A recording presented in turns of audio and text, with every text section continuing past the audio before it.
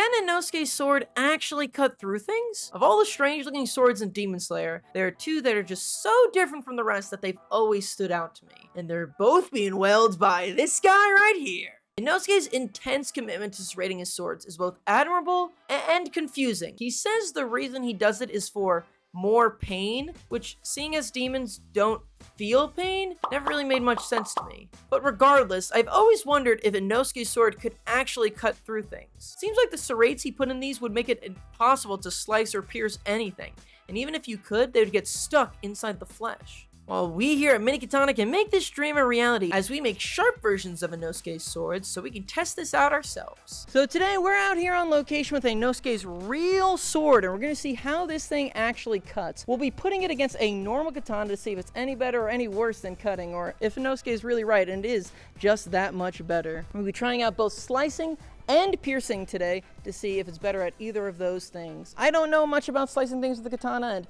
I'm no martial arts expert, so we brought in a real one to help us out today. Hi, my name is Urban Wynn. I've been doing martial arts for about 23 years. I'm excited to do this, so let's get to chopping. Let's get to chopping. Let's give it a try. First up, we'll have Irvin slice the melon with a normal katana. This will give us a good reference point to the damage a regular, non-serrated sword can do. We had Irvin use Tanjiro's katana, which you can get in the link in the description, by the way.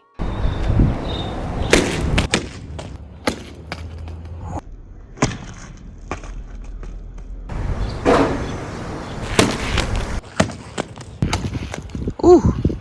Now that we've seen the damage a normal blade does to these melons, let's see how Inosuke's blade would perform.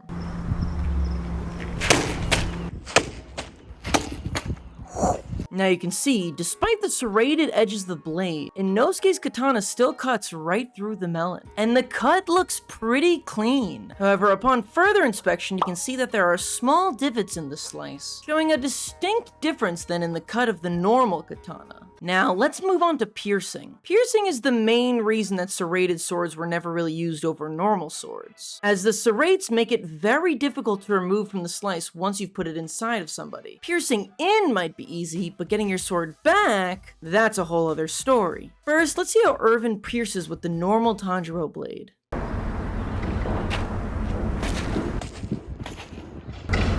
Ooh.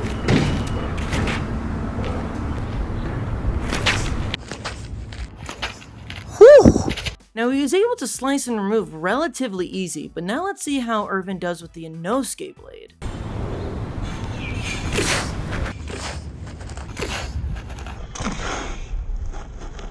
Whew.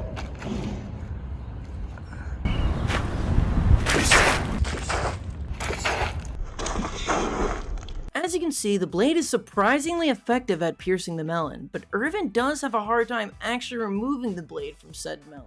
But you know, with the amount of swords that Inosuke has gone through, I doubt this will really be an issue for him.